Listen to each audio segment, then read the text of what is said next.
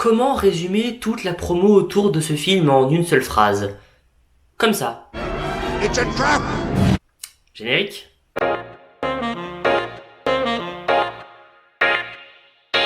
Bonjour à tous, bonjour à toutes, c'est Robisnek. On se retrouve aujourd'hui pour une vidéo où on va aborder le nouveau film du grand maître du thriller, M. Night Shyamalan, à savoir Trap, sorti il y a je crois 2 semaines au cinéma. Avant toute chose, n'hésitez pas à vous abonner, à mettre un petit pouce bleu, à mettre votre commentaire en dessous de la vidéo si vous avez vu le film ou si vous avez envie de le voir et quels sont les prochains films que vous aimeriez que je critique, activez la cloche des notifications, et je précise aussi que je suis en train de tourner une web-série de quelques épisodes qui s'appelle On l'appelle le King, c'est sur ma chaîne YouTube, n'hésitez pas à aller voir aussi, c'est mon plus gros projet artistique du moment, sachant que j'ai promis 6 épisodes, il y aura peut-être plus, je pense qu'on peut aller jusqu'à 10 épisodes si on retient bien le concept, donc voilà, allez voir la série, je fais l'auto-promo comme ça. Mais aujourd'hui on n'est pas là pour parler de ma série, on est là pour parler du nouveau film de M. Night Shyamalan, à savoir Trap. Donc Trap est un film de type thriller, policier, enquête et légèrement épouvante, et aussi psychologique, sorti dans nos salles le 7 août, en même temps que le film Borderlands. Mais le film Borderlands, on va pas en parler. Voilà, je dis juste ça. Trap est un film qui a fait beaucoup de bruit lors de sa bande-annonce. Pourquoi? Parce qu'il est écrit et réalisé par nul autre que M. Night Shyamalan. Alors oui, je dis Shyamalan et pas Shyamalan parce que le Y est un Y muet. On ne dit pas Shyamalan, on dit Shyamalan. Shyamalan. C'est bon pour tout le monde? On peut continuer. Donc, sachant que M ne veut pas dire monsieur, veut dire Manoj. Le vrai prénom de M. Night Shyamalan étant Manoj Neliyatou Shyamalan. Il est d'origine indienne.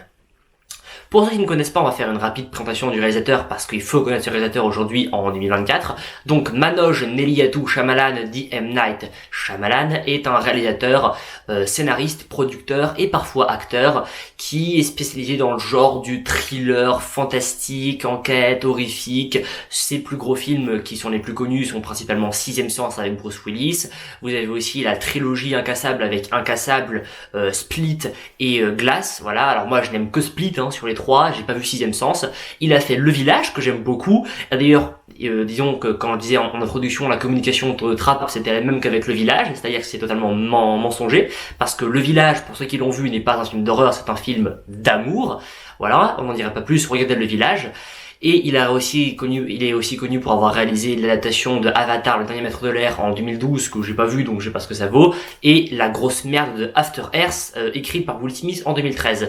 Ne regardez pas After Earth, vous perdrez votre temps. Il a vraiment reconnu son renouveau après tous ses flops en 2015 avec le fan footage horrifique The Visit. D'ailleurs, j'ai revu The Visit il y a pas longtemps avec un de mes meilleurs amis, Gabriel. Coucou à toi si tu vois la vidéo, et coucou aussi à ta famille qui est juste une des familles les plus géniales que je connaisse. Voilà, c'est gratuit, bisous. Donc voilà, The Visit, regardez-le, c'est vraiment un excellent fan footage, c'est-à-dire que ce sont les acteurs qui se filment eux-mêmes, qui filment eux-mêmes l'histoire. C'est là qu'il a connu son renouveau parce que pour un budget de 5 millions de dollars, The Visit en a récolté 100 millions au box-office. C'était vraiment son renouveau. Après The Visit, il a fait Split, après il y a eu Glass, et ensuite il y a eu, après il a bossé sur la série Servante, voilà, il a créé la série Servante sur Apple TV, je vous le conseille, c'est l'excellente série horreur psychologique. Voilà, c'est une très très bonne série en 4 saisons, et il est revenu au cinéma en 2021 ou 2022, je sais plus trop, avec Knock at the Cabin. Et personnellement, je sais que Knock at the Cabin, on aime ou on n'aime pas. Il y a que des avis tranchés. Moi, perso, j'adore. Je trouve que c'est un très très bon film, Knock at the Cabin. Voilà. Moi, je préfère ce que Shyamalan fait de moderne, c'est-à-dire un peu post-2010. J'aime pas trop ce qu'il a fait avant, même si le seul film que je défends, ce qu'il a fait avant, c'est Le Village. Et donc, Knock at the Cabin était pas trop mal. Parce que pour un budget de 20 millions, il en a récolté 55 au box-office, donc ça l'avait un peu relancé, c'était tout juste rentable. Mais donc là, il est passé chez la Warner, donc voilà, chez Warner Bros. Et avec 30 millions de budget de la part de la Warner, il nous sort Trap. Alors, après cette petite introduction avec les films de Shyamalan, mais regardez les films de Shyamalan parce que c'est génial, il se trouve qu'il nous sort du coup Trap, qui est un film racontant l'histoire d'un père, 40 ans, qui emmène sa fille adolescente voir le concert d'une chanteuse pop dans un immense stade.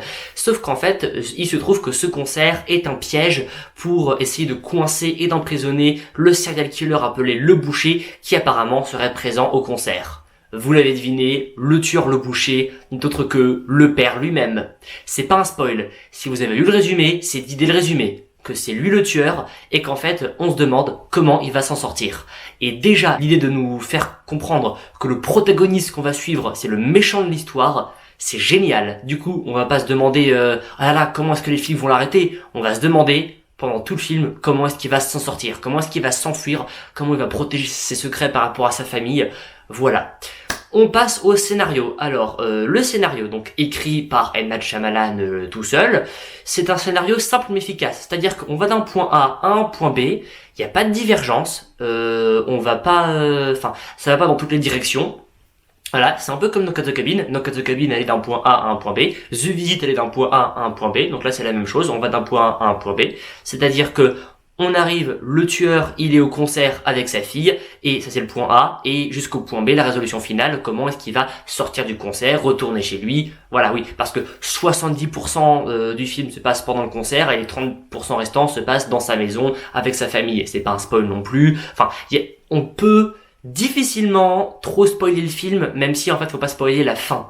Faut pas spoiler la fin du film, la révélation finale. Vous savez, Shyamalan, il est connu pour faire des films à twist. Voilà, alors il aime pas cette idée-là. Hein. Shyamalan l'a dit en interview récemment, il a dit je n'aime pas être comparé au mec qui fait des films à twist, mais Shyamalan, c'est comme ça. Dans tes films, tu fais des twists. Donc forcément, les gens te comparent à un réalisateur qui met en scène des films à twist. Mais donc là, le twist, il dit dès le début, le gentil papa, c'est le tueur, et donc en fait dans la mise en scène et dans le scénario, surtout dans le scénario, c'est ça qui est le plus flippant, c'est que le tueur, c'est le bon père, c'est le bon mari, c'est le bon voisin, c'est le bon travailleur, en plus il a un métier noble, il est pompier, donc d'un côté il sauve des vies en tant que pompier, mais d'un autre côté il prend des vies en tant que tueur. En plus, pourquoi est-ce qu'on l'appelle le boucher? Parce qu'il découpe ses victimes en morceaux comme un boucher le ferait avec un morceau de viande. Donc voilà, alors je précise, le film n'est pas gore, il y a aucune trace de sang dans le film, aucune trace de violence. Vraiment, alors je comprends le moins de 12 ans parce qu'il y a quand même une bonne tension, tu ressens vraiment une grosse tension pendant le film, t'as souvent ton cœur qui bat assez fort, tu te dis oh putain qu'est-ce qui va se passer là, tu penses qu'il va tuer des gens, non, mais non, il tue personne, vraiment il n'y a pas de trace de violence. Donc ouais, vous pouvez emmener votre enfant de 11-12 ans aller le voir, il y a pas de souci là-dessus. Puis en plus, c'est un Shyamalan assez simple à comprendre. Vous savez, Shyamalan, il fait des films où souvent il faut beaucoup réfléchir. Là, c'est un film qui est très simple à comprendre, très simple à suivre. Disons que c'est un Shyamalan pour débutants. Voilà, pour ceux qui veulent débuter dans l'univers de Shyamalan, regardez Trap, ça sera très bien pour commencer ton univers. D'ailleurs, il est encore en salle. Si vous ne l'avez pas vu, allez-y tout de suite parce que clairement, il sera dans mon top 10 de l'année. Voilà, je suis pas encore en train de faire mes top 10 de l'année, mais je peux assurer que Trap sera dans mon top 10. Donc, question scénario, les retournements de situation, t'en as beaucoup, t'as beaucoup de retournements de situation, ils sont assez efficaces, je trouve que ça marche très très bien, ça m'appelle un peu vous savez, la première critique de ma chaîne, Saturne à Séoul, allez voir si vous n'avez pas vu, je fais qu'elle fait 40 minutes, mais bon, c'était la première critique, et en fait, Saturne à Séoul, il y avait beaucoup de retournements de situation, beaucoup de twists, et là c'est pareil, Trap a beaucoup de twists qui s'enchaînent, beaucoup de retournements de situation, mais c'est pas dérangeant, on arrive à suivre assez facilement, le scénario il est simple, mais il est efficace, on va d'un point A à un point B, c'est une ligne directe continue, on ne se perd pas, simple mais efficace. Voilà. Côté jeu d'acteur, on passera à la mise en scène après. Mais côté jeu d'acteur, il n'y a pas beaucoup d'acteurs. Pour une fois, c'est un Shyamalan où il se réduit aux acteurs. Enfin, Shyamalan bosse jamais avec beaucoup d'acteurs. Mais là, pour le coup, il y en a pas trop. Mais le personnage principal qui ressort le plus, c'est le personnage donc du tueur père qui s'appelle Cooper dans le film, qui est joué par Josh Hartnett. Si vous avez grandi dans les années 90, vous connaissez probablement Josh Hartnett parce qu'il a fait quelques films d'horreur. Moi, je l'ai connu grâce à Guy Ritchie. Vous savez que je suis fan de Guy Ritchie. Oui, le top 10 de Guy Ritchie arrive bientôt sur la chaîne, c'est promis, je suis en train de le préparer. Mais entre la série, les critiques et le top 10, j'ai beaucoup de boulot. Donc le top 10 de Guy Ritchie, on verra ça plus tard. Mais voilà, Josh Hartnett, il a joué dans 2 films de Guy Ritchie, à savoir Un homme en colère. Oui, je défendrai toujours Un homme en colère. Pour moi, c'est un des meilleurs Guy Ritchie que j'ai revu avec mon pote Flavien récemment. Donc coucou à Flavien si tu vois la vidéo aussi. Et il avait un petit rôle dedans, pas marquant, mais bon, il était là en guest quoi. Et il avait un rôle principal dans Opération Fortune Rose de guerre. Sauf que Opération Fortune Rose de guerre, c'est le pire film de Guy Ritchie, c'est vraiment de la merde en boîte. Ne regardez pas Opération Fortune Rose de guerre.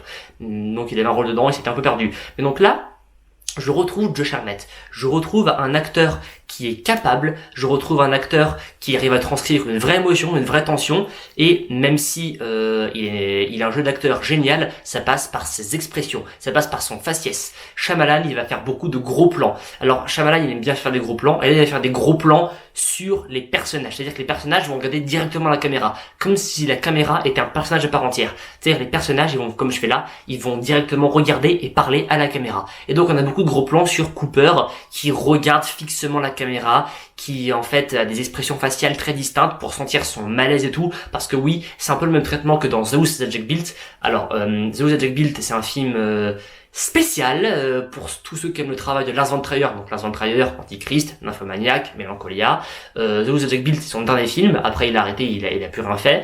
C'est un peu le même traitement. C'est-à-dire que dans The Who the Jack Built, t'avais le tueur qui avait plein de tocs. Il pouvait s'empêcher de nettoyer la scène de crime après avoir tué quelqu'un pour pas laisser de traces de sang. Et il y retournait plusieurs fois. Là, Cooper, il a des tocs visuels. C'est-à-dire que il va avoir des frottements de doigts, il va se taper la main contre la hanche, il a voilà des petits rictus, des expressions faciales. Et donc à ces petits rictus, à ces petits frottements de doigts, ces petits tapotements, tu vas comprendre qu'il est pas à l'aise au concert, qu'il est pas à l'aise en société et qu'il est pas à l'aise au vu du nombre de flics. Alors comment tu comprends que c'est le tueur? Pour les gens qui n'ont pas vu le résumé, c'est parce qu'en fait, dès les 10-15 premières minutes, tu vois qu'il y a plein de policiers dans le stade et autour du stade. T'as même l'unité d'intervention spéciale, le SWAT je crois, qui arrive, qui se met tout autour en file indienne autour du stade. Et donc tu vois Cooper qui regarde tout ça. T'as un travelling rotatif où en fait le travelling rotatif, c'est-à-dire que t'as un travelling qui va faire un demi-cercle autour de lui et lui va se tourner en même temps pour regarder s'il y a des flics dans le concert et il voit qu'il y a plein de policiers en haut, en bas. Alors en fait, pour ceux qui se demanderaient comment on fait les figurants, il y avait 500 figurants en tout pour le concert. Il y en avait 500 au tournage, mais ils les ont multipliés numériquement pour faire 20 000. Donc voilà, vous voyez 20 000 personnes dans le concert, dans le film, mais en vrai, il y avait 500 figurants, ils ont multiplié par effets spéciaux. Et donc voilà, tu sens vraiment le malaise de Cooper, le fait qu'il est pas à l'aise dans la société, qu'il est pas à l'aise dans le stade, qu'il est pas à l'aise et qu'il veut s'en sortir avec les petits tocs. Donc Josh Hartnett, pour moi, best acteur de l'année, il fait un travail de malade. Les autres acteurs, donc on a Ariel Donog qui joue sa fille. Elle m'a pas marqué. Alors Shyamalan a l'habitude de travailler avec des enfants, que ce soit dans Sixième Sens, que ce soit dans The Visit, dans Knock at the Cabin, même dans Avatar avec le personnage du dernier maître de l'air. Shyamalan travaille beaucoup avec les enfants et c'est un très bon directeur d'acteurs enfants. Mais là, je trouve que c'est l'enfant qui joue la moins bien dans du Shyamalan. Alors peut-être parce qu'elle est pas trop jeune et que Shyamalan bosse avec des enfants assez jeunes. Et là tu vois que c'est une ado qui a genre, je crois, ils disent dans le film, elle dit dans le film elle a 12 ans, mais j'ai vérifié l'actrice, je crois qu'elle a 14-15 ans. Donc c'est une ado. Et je sais pas si c'est son premier film, je la connais pas l'actrice, mais elle joue pas super bien. Alors elle connaît son texte, elle arrive à faire en sorte que Cooper c'est son gentil papa qu'elle aime et tout, mais voilà, c'est pas l'actrice de l'année non plus. Deux autres acteurs à remarquer, on a Alison Peel. Donc Alison Peel, elle va jouer la femme du tueur. Donc Alison Peel, vous l'avez vu sûrement dans un épisode de Black Mirror, épisode de la saison 5 je crois. Elle a joué aussi dans le film Snowpiercer de 2013 de Bong Joon-ho, qui est très très bien. D'ailleurs Snowpiercer, vous lisez la BD, voyez le film, regardez la série, dans cet endroit-là. Mais voilà, c'est une actrice qui a souvent eu des rôles secondaires. Et donc là, je la retrouve dans un rôle secondaire aussi, mais elle arrive à transmettre une vraie émotion, aidée bien sûr par les gros plans. Vous savez pourquoi les gros plans existent? Parce que les gros plans sont faits pour recentrer sur les émotions des personnages. Donc beaucoup de gros plans sur Alison Peel, sur ses émotions. Je ne dirais pas son rôle dans le film, voilà, parce que là, c'est la partie spoil, mais je pense qu'on va pas de partie spoil, on va rester générique. Donc Alison Peel joue très bien. Et en dernière actrice, on a Saleka Shyamalan. Alors pourquoi ce nom vous dit quelque chose? Eh oui, parce que c'est la propre fille de Shyamalan. Alors Shyamalan, il a eu 4 enfants, et ces 4 enfants sont 4 filles. Et il y a ces 2 filles, Ishana et Saleka, qui sont lancées dans l'univers du cinéma et de la musique, parce que Saleka c'est une chanteuse, voilà, avant Trap elle était déjà chanteuse, parce qu'en fait c'est elle qui joue la chanteuse du concert qui s'appelle Lady Raven, et Ishana Shyamalan, elle a réalisé des épisodes de Servante, et elle a réalisé le film Les Guetteurs. J'ai pas vu Les Guetteurs, je sais pas ce que ça vaut, donc j'ai un peu aventuré, même si j'ai vu des mauvaises critiques, je sais pas ce que ça vaut. Et donc Saleka Shyamalan, là, elle est à la fois la chanteuse principale du concert Lady Raven, d'ailleurs c'est vraiment elle qui chante, elle a écrit et interprété toutes les chansons du film. En tout, il y a 14 chansons.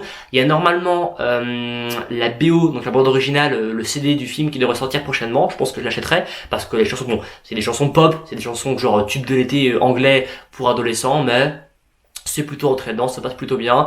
Tu vois vraiment que Saleka s'éclate à être dans le concert, sachant que Shyamalan, en fait, il a tourné toute la partie concert sur Saleka comme on tourne un vrai concert, parce que vous savez que des réalisateurs de films peuvent tourner un concert, c'est le cas notamment de Jonas Åkerlund. J'adore Jonas Åkerlund, regardez tous les films de Jonas Åkerlund, qui a réalisé le concert Rammstein Paris en 2016, qui est juste le meilleur concert télévisé de tous les temps. Voilà, Rammstein Paris, c'est lui qui l'a fait. Et donc Shyamalan, il a dirigé le concert comme un vrai concert, en filmant sa fille, comme si c'était un vrai concert et pas un film, et ensuite il a tourné les parties de l'histoire. C'est dans ce temps-là que s'est fait le tournage. personnage. Et donc Saleka, je me suis dit, attends, elle va juste être chanteuse? Non, elle peut pas juste être en guest star. Et ben non, Saleka est une personnage principale du film parce qu'elle va avoir plus d'importance à la fin, on va la voir parler, interagir avec les personnages, avoir peur, essayer de se sortir aussi. Voilà, Saleka, alias Lady Raven, va avoir aussi une grande importance. D'ailleurs, Saleka Shyamalan, dans ce film, en personnage de Lady Raven, nous montre que les réseaux sociaux sont pas inutiles. Voilà, t'as un moment où TikTok sert à quelque chose. Et alors, je suis anti-TikTok, je suis contre ce réseau. Faut savoir, je suis anti-TikTok et je ne reviendrai pas là-dessus. Mais, pour une fois, TikTok est utilisé à bon escient dans le film. Voilà, il est plutôt bien utilisé, donc, bon allez, je pardonne ce réseau social. J'accepte pour le coup. Voilà. Après, je sais qu'il faut vivre avec son temps, mais bon. Saleka, c'est pas l'actrice de l'année non plus, tu vois que son premier film, son premier rôle, elle joue pas super bien, j'avoue, il y a quelques petites lacunes, mais elle fait ce qu'elle peut, mais tu vois qu'elle est là pour faire plaisir à son père, et voilà, en tant que chanteuse, elle est super, en tant qu'actrice, j'ai un peu de réserve, mais bon, ça devrait aller. Aussi, en termes de mise en scène, alors vous allez vous demander pourquoi est-ce que j'ai mis une chemise rouge, c'est parce que Shyamalan joue comme d'habitude sur les couleurs. Chez Shyamalan, c'est quoi les couleurs? C'est simple. Tout ce qui est bleu ou jaune, c'est positif, c'est bon, c'est gentil. Tout ce qui est rouge, c'est négatif, c'est méchant. C'est le base de Shyamalan. C'est pour ça que dans Le Village, l'héroïne porte une cape jaune parce que c'est la gentille qui veut s'en sortir, et que les méchants monstres portent des capes rouges parce que ce sont les méchants monstres. Voilà. C'est le code couleur de Shyamalan. Bleu, jaune pour les gentils, rouge pour les méchants. Il n'y a pas plus simple comme code couleur. Il joue là-dessus tout le temps dans ses films. Même dans The Visit, les grands-parents étaient habillés en bleu pour sous-entendre qu'ils étaient gentils. Mais la vérité est tout autre. Je vous laisse voir The Visit, pour moi c'est le meilleur Shyamalan. Moi je trouve que mon Shyamalan préféré c'est The Visit. Voilà, je vous laisse le voir. Et donc là, en fait, les codes couleurs s'inversent. C'est ça la puissance de la mise en scène de Shyamalan. Et tu le comprends quand tu vas dans les toilettes, parce que les toilettes sont en rouge. Les toilettes du stade pour le concert sont des toilettes rouges, et il se réfugie dans les toilettes rouges. Et pourquoi? Parce qu'en fait, le rouge, comme c'est lui le méchant Cooper, bah le rouge c'est bon pour lui, puisque le rouge c'est la couleur du mal, et Cooper c'est un tueur en série, donc un méchant, et ben le rouge c'est bon pour lui. Et pourquoi est-ce que les policiers sont habillés en bleu, donc les gentils? C'est parce qu'ils sont mal pour lui. Les policiers, c'est des méchants pour Cooper. Vous comprenez? Le rouge qui est le mal devient bon pour Cooper, et le bleu qui est le gentil devient mauvais et dangereux pour Cooper. Shyamalan inverse ses propres codes couleurs avec ses personnages. Il n'y a pas de jaune, j'ai pas vu de jaune je crois. Donc c'est juste génial. Shyamalan joue avec ses propres codes. Aussi on peut voir que à part les toilettes, il se réfugie dans du rouge avec un plan zénital. Donc c'est un plan zénital, c'est un plan qui est 100% au-dessus des personnages. C'est ce qu'on appelle aussi le point de vue des yeux, comme si t'avais les yeux qui nous regardaient. Et en fait, c'est parce que le sol du stade, alors pas de la salle de concert, mais de autour du stade, donc ce qui va être les stands de boissons, les stands de frites, les boutiques, le sol des contours du stade est rouge. Et donc quand tu vois le plan zénital avec Cooper qui avance dans le stade avec tous les gens qui s'écartent autour de lui et que c'est du rouge que t'as sur le sol, alors rouge très foncé, presque du marron, hein, il aurait peut-être pu faire rouge plus pétant, tu comprends, ok, c'est lui qui le contrôle, il est dans le rouge. Parce que quand Cooper est dans le rouge, c'est lui qui le contrôle. Pareil, il a un iPhone et son téléphone a une coque noire, parce que je crois que chez Shyamalan, le noir c'est négatif aussi, je me souviens un peu très bien. Et en fait, la coque noire te montre que, vous savez, les zones pour les appareils photo, bah, t'as toujours un peu de couleur autour. Et ben, c'est couleur rouge. Voilà, son téléphone est aussi de couleur rouge. Donc, mal pour les autres, bon pour lui. Parce que c'est avec son téléphone qu'il peut surveiller les victimes qu'il enchaîne chez lui. Voilà.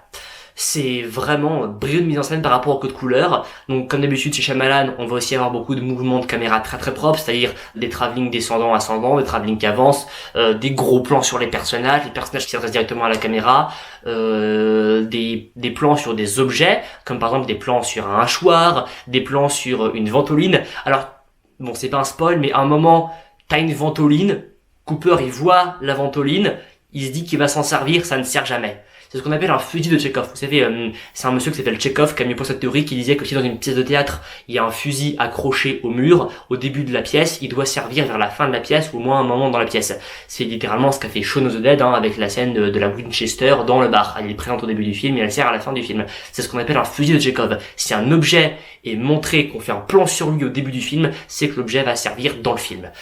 Sauf que là, le fusil de Tchekhov marche pas parce qu'on a un plan sur la ventoline et la ventoline ne sert jamais. Après, mise en scène. Donc, Shyamalan, il a l'habitude de cadrer ses personnages gauche et droite. Donc, les personnages cadrés vers la droite, c'est les gentils. Les personnages cadrés vers la gauche, chez les méchants. Et au milieu, c'est pour tout ce qui est neutre. et Cooper est beaucoup cadré sur la droite, bizarrement. Mais pourquoi? Parce que Cooper, c'est celui qui essaie de s'en sortir, celui qui veut pas être pris, traqué, emprisonné. Donc c'est un peu comme si c'était un aventurier qui s'évadait, donc on cale sur la droite, et on cale tout ce qui est policier et tout sur la gauche. Alors pourquoi est-ce qu'on cale aussi sa fille sur la gauche? Parce que je dirais pas que sa fille est un obstacle, mais en gros il y a plusieurs fois où il pense à s'enfuir sans sa fille. Il y a plusieurs fois où il pense à s'enfuir, bon je la laisse sinon elle va me ralentir. Donc sa fille est pas un obstacle, mais comme sa fille ne sait pas que c'est un tueur en série, elle peut aussi d'un côté être dangereuse pour lui, genre je sais pas, pour le dénoncer ou un truc comme ça. D'ailleurs, c'est pas un spoil, mais tous ceux qui pensaient que c'était sa fille qui le dénonçait aux flics, parce que vous savez que les policiers savent que le tueur est dans le stade et qu'ils le cherchent, tous ceux qui pensent que c'est sa fille qui a balancé, ha! Dans le cul! On vous a bien eu. C'est pas sa fille qui l'a balancé. La fille, elle en sait rien du tout que c'est un tueur. Voilà. Donc ça, c'était la petite surprise. Tout le monde pensait, le twist, que c'est sa fille qui l'a balancé. Non, c'est pas sa fille, les gars, rêvez pas. C'est autre chose. Mais voilà, sa fille est cadrée sur la gauche, comme quoi elle est un peu négative pour lui aussi, parce qu'elle peut être une entrave, et Cooper sur la droite, parce que c'est l'aventurier qui veut se sortir, qui veut s'échapper. Même si Cooper est cadré aussi parfois sur la gauche. Et donc tout ce qui est au milieu, c'est tout ce qui est neutre. Donc voilà, Shyamalan, il utilise ses codes couleurs et ses codes de mise en scène de d'habitude. Petite précision technique aussi sur le film a été entièrement tourné et enregistré avec une caméra de 35 mm. Shyamalan n'utilise jamais de caméra numérique, qui fait que de la pellicule. Je crois que les deux seuls films pour lesquels elle a fait du numérique, c'était Avatar, Dernier Maître de l'air, pour le tourner en 3D, et After Earth.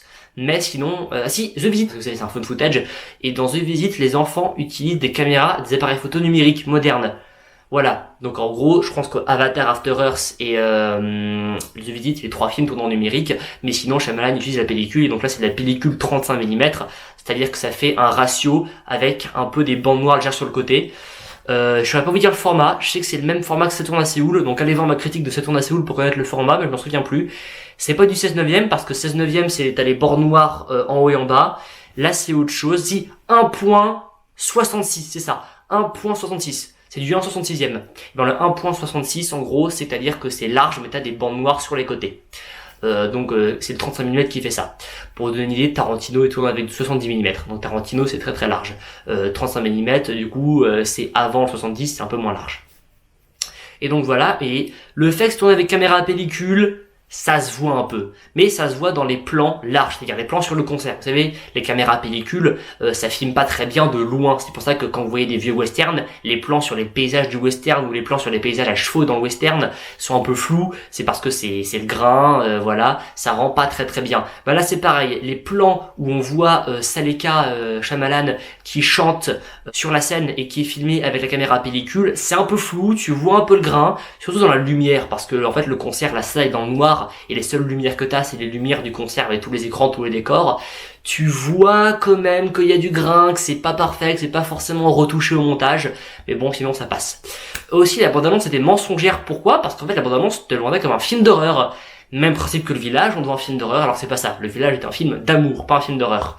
Et là, bah c'est pareil, on a vendu Trap comme un film d'horreur, c'est pas un film d'horreur. Trap ne fait pas peur, Trap n'est pas effrayant, Trap n'est pas violent, Trap n'est pas gore. Trap est quasiment tout public. Certes, t'as du suspense, t'as de la tension, et tu penses qu'à la fin ça va péter, et à la fin d'ailleurs ça pète un peu, mais sinon, non. Voilà, c'est pas un film d'horreur, la bande-annonce c'était mensongère.